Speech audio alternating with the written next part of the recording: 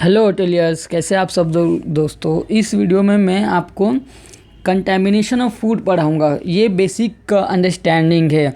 जैसे अगर आप किचन में तो आपको हाइजीन मेंटेन करना पड़ेगा, लेकिन हाइजीन मेंटेन करने के बाद भी फूड कैसे कंटेमिनेट हो जाते हैं वो सब बताऊंगा दोस्तों। और उसके 3 टाइप, जो मेनली 3 टाइप है ना, वो बताऊंगा। तो इसमें जहाँ से आप सिंपली पढ़ सकते हो जो दिया हुआ है, contamination of food is major hazard, जो बहुत ही ज़्यादा खतरनाक होता है। जैसे occurrence of any objectional matter, या कैसे भी कोई ऑब्जेक्शनल मैटर है, जैसे प्लास्टिक हो गया, फूड्स मैटर्स हो गए, वो फूड पे होने के वजह से फूड हमारा कंटेमिनेट्स हो जाता है और ख़राब होता है। जैसे लैम्ब लेग रहता है, वो कंटेमिनेट किससे हो जाए, फीकल मैटर से कंटेमिनेट हो जाता है। और हाई रिस्क फूड, मतलब जिसमें प्रोटीन कंटेंट ज़्यादा हो, वैसे भी कंटेमिनेट होते हैं स्पॉयलेज से या फिर फूड पॉइजनिंग बैक्टीरिया से।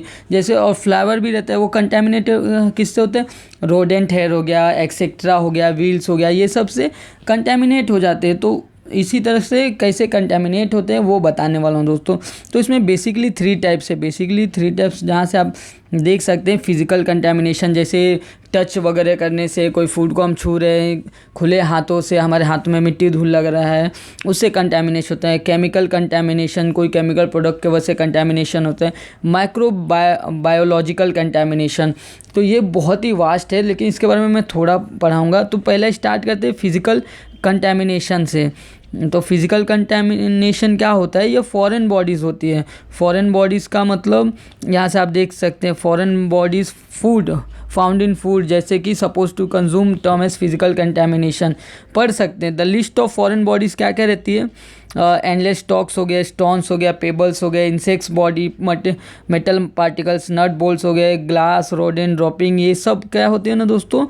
जितने भी इधर नाम दिया है, जहाँ यहाँ से आप पूरा नाम देख सकते हैं, जितना भी नाम दिया है दोस्तों, सब हमारा आता है physical contamination. This types of contamination can be easily bought, मतलब ये बहुत आसानी से कंटेमिनेट हो जाते हैं। अंडर कंट्रोल, इनको कंट्रोल भी किया जा सकता है, ये पढ़ सकते हैं। इस्टेब्लिशमेंट, अगर कैसा ना एक प्रोसीजर और साउंड सिस्टम रखे ना, जिससे और एक टीम बिल्डअप करे, तो जो अनवांटेड चीज़ें हैं किचन में आती है वो कंट्रोल किया जा सकता है दोस्तों। तो ये फिजिकल कंटेमिनेशन हो गया। अब आते हैं केमिकल कंटेमिनेशन। ये कैसे प्लेस करता है, this place when unwanted chemicals enter the food stuff during, मतलब केमिकल कंटामिनेंट्स एंटर हो जाते हैं। जैसे पहला हो गया ग्रोथ, फॉर एग्जांपल लिखा है दोस्तों, वेराइटी ड्रग्स हो गए, बहुत अलग प्रकार के drugs, excessive use, environmental contamination such as lead और डायोक्सिन्स, तो ये वेटरनरी ड्रग्स हो गए, ये सब आते हैं ना दोस्तों। तो इसके वजह से केमिकल कंटेमिनेशन होता है। फूड प्रिपरेशन, जैसे एग्जांपल लिया, ऑयल हो गया, केमिकल क्लीनिंग, ऑयल को क्लीनिंग करते हैं केमिकल से। रेसिड्यू फाउंड्स इन पॉट्स, फर्टिलाइज़र, ये सब मिलते हैं दोस्तों, इंसेक्टिसाइड्स, तो इसके वजह से भी केमिकल कंटेमिनेशन होता है। प्रोसेसिंग, फॉर एग्जांपल, जैसे प्रोसेस करते हैं, जैसे एग्जांपल लिया जाता है एक्सेसिव एडिशन ऑफ प्रिजर्वेटिव्स, जैसे ज़्यादा एडिशन करते हैं प्रिजर्वेटिव्स का ना फूड में, सच एज सॉसेजेस हो गए, सैलेमिस हो गए, इसके वजह से भी केमिकल कंटेमिनेशन होता है।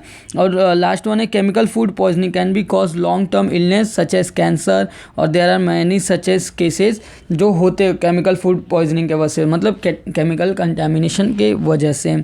अब आगे चलते तो माइक्रोबायोलॉजिकल कंटेमिनेशन, ये बहुत वास्ट है, इसका एक और चैप्टर बनेगा दोस्तों, वो कल मैं आपको पढ़ाऊँगा।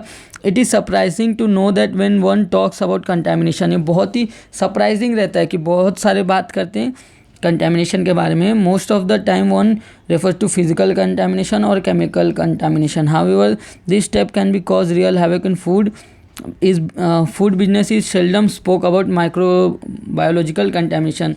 This is by far more significant type result of large amount of spoiled food, unacceptable instances of food poisoning cases. तो माइक्रोबायोलॉजिकल कंडीशन क्या है ना दोस्तों, जो हमको आँखों से नहीं दिखते, जिसमें डायरेक्ट मेथड होता है, इनडायरेक्ट मेथड होता है, तो उसके वजह से भी ना कंटेमिनेशन होता है।